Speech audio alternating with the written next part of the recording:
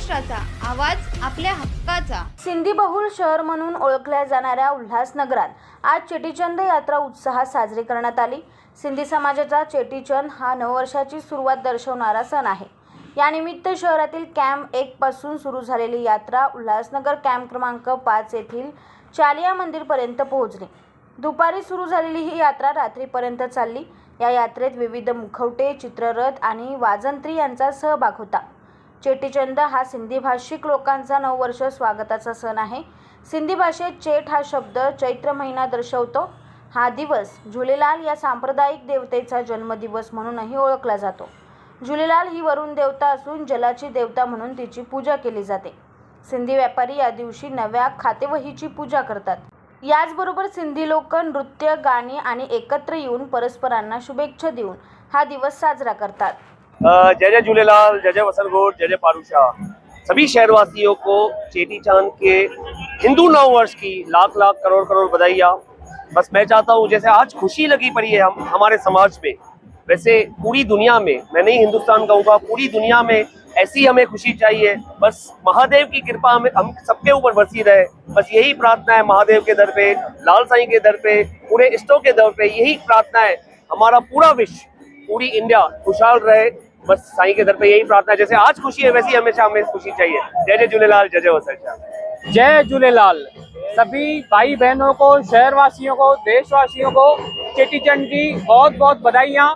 ये जो चेटीचंद का आज दिन है, उसके साथ ही हमारे सिंधी भाषा का भी आज दिन है, तो हमारे लिए ये डबल खुशी की बात है। सभी शहरवासियों को, देशवासियों को शुभकामनाएं देता हूं और सब उल्लासनगर वासियों को ऐसी रिक्वेस्ट करूंगा, ये जो मेला चालू है इस मेले में आइए और लाल साईं का आशीर्वाद दीजिए। जय झूलेलाल। यात्रा में केरियूं तरह जूं झांकियूं रखियूं वयूं आहिनि। सभिनी खां पहिरियों त सभिनी शहरवासियुनि खे चेटीचंड जूं, हिंदू नए साल जूं, सिंधी नए साल जूं, सिंधी भाषा दिवस जूं करोड़ करोड़ वाधायूं। हिन दफ़े जेको चेटीचंड महायात्रा जेकी निकिती आहे उहा अॻे खां अॻड़ी आहे ऐं तमामु नयूं झांकियूं हिन दफ़े तव्हांखे ॾिसण लाइ मिलंदियूं जेके इन खां अॻु में तव्हां कॾहिं बि न ॾिठियूं आहिनि। ख़ासि करे झूलेलाल अलॻि अलॻि रूपनि में तव्हांखे हिन चेटीचंड महायात्रा में नज़र ईंदो।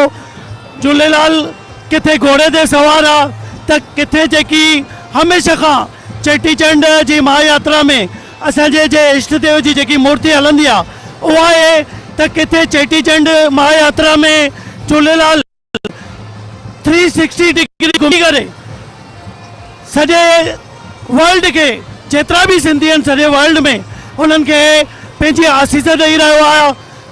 जीअं त तव्हां सभिनी खे ख़बर आहे कि इहो जेको साल आहे 2024 जो उहो श्री राम भॻवान खे समर्पित आहे। त चेटीचंड जी महायात्रा समितीअ बि राम भॻवान जी हिकु झांकी ठाही आहे। उन खां पोइ शंकर भॻवानु महाशिवरात्रीअ जी, शंकर भॻवानु जॾहिं पार्वतीअ सां शादी करण जे लाइ वञी रहियो हो, उहा महाशिवरात्रीअ जी झांकी बि इन में आहे। उन सां गॾोगॾु ॿिया चङा ई रथ, चङियूं ई नयूं झांकियूं, नई तरह जूं बैंड्स, नई तरह जूं, मां चवंदुमि कि मां इनखे शब्दनि में बयानु नथो करे सघां।